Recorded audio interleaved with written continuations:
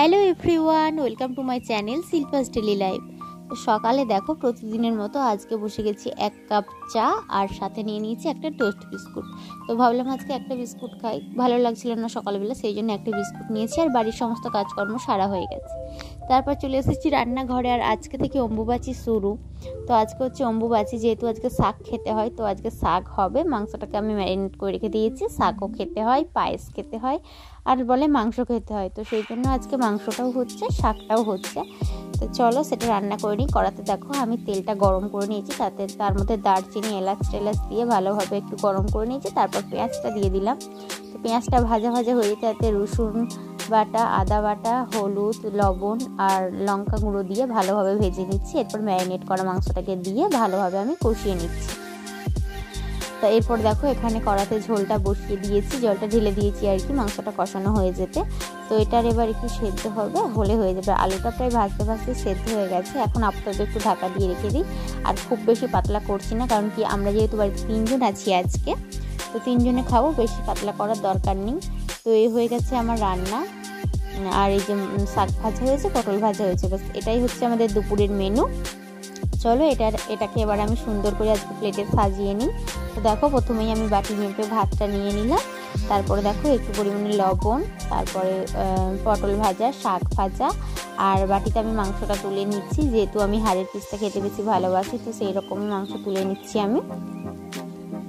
আর আজকে আমও খেতে হয়, তো আমও কেটে নিয়েছি, আর ছিল সাথে টক দই। তো এটাই হচ্ছে আমাদের দুপুরের মেনু।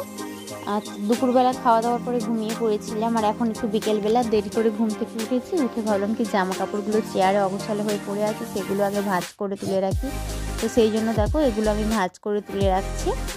আর চলো তোমরা ভিডিওটা দেখতে থাকো।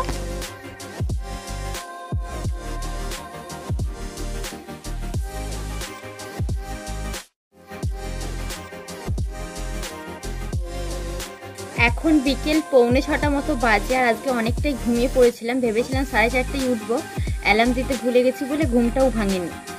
তো ঘুমিয়ে পড়েছিলাম, আর উঠে দেখলাম কলে জল টল এসেছিলো আগেই, ভরা টরা আজকে হয়নি। আর চলো এখন তোমাদের সাথে শেয়ার করি কি ষষ্ঠীতে মা আমাকে কোন শাড়িটা দিয়েছে, তো সেটাই তোমাদের সাথে শেয়ার করবো।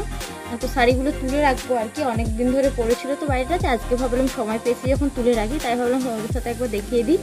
তো এই শাড়িটা দিয়েছে মা, এই যে এই কালার শাড়িটা। তো কালারটা ঠিকঠাক আসছে না, এই যে এটা,